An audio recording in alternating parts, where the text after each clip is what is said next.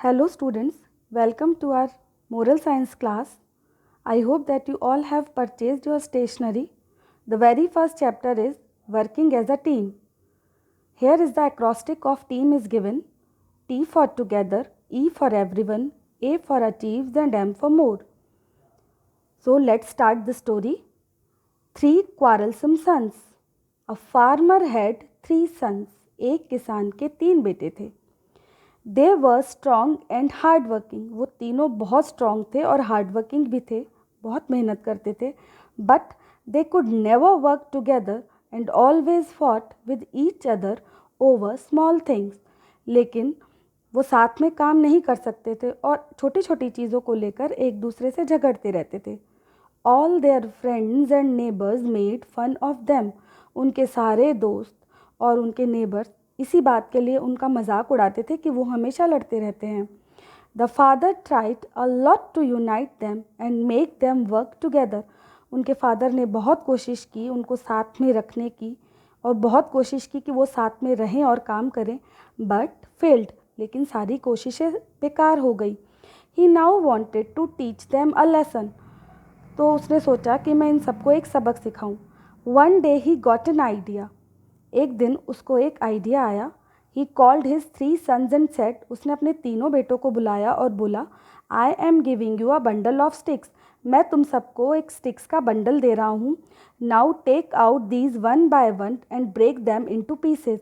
इन सबको एक एक करके निकालो और इनके टुकड़े कर दो. The one who breaks the maximum number of sticks will get a gift from me. जो सबसे ज़्यादा स्टिक्स तोड़ेगा उसको मैं एक गिफ्ट दूंगा.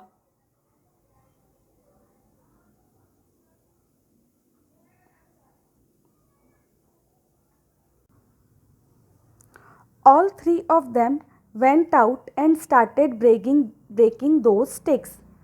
तीनों के तीनों गए और उन्होंने स्टिक्स को तोड़ना शुरू किया. They quickly broke all the sticks and again began quarreling about who broke the sticks first. उन्होंने बहुत जल्दी जल्दी सारी स्टिक्स तोड़ दी और दोबारा झगड़े करने लगे कि किसने सबसे ज़्यादा स्टिक्स तोड़ी है. The farmer called them in and told them that the game was not over yet.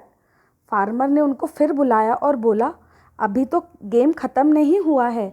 Now you will have to break all the sticks as a bundle and not one by one.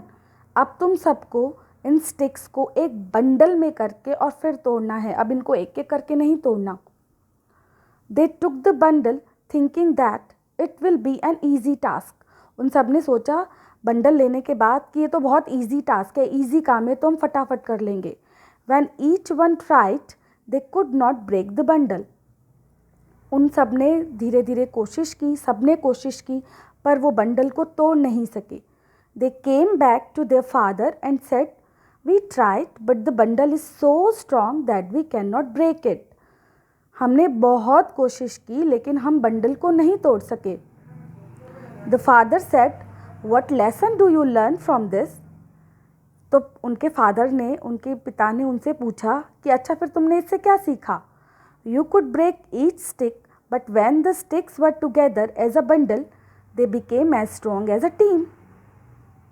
तुमने हर stick को तोड़ दिया, पर जब वो एक bundle में बंध गई तब वो एकदम स्ट्रांग हो गई, एक टीम के जैसे.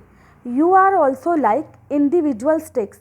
तुम भी अलग अलग, सब एक अलग अलग स्टिक्स की तरह हो. If you are alone anyone can defeat you. अगर तुम अकेले होगे तो तुमको कोई भी हरा सकता है.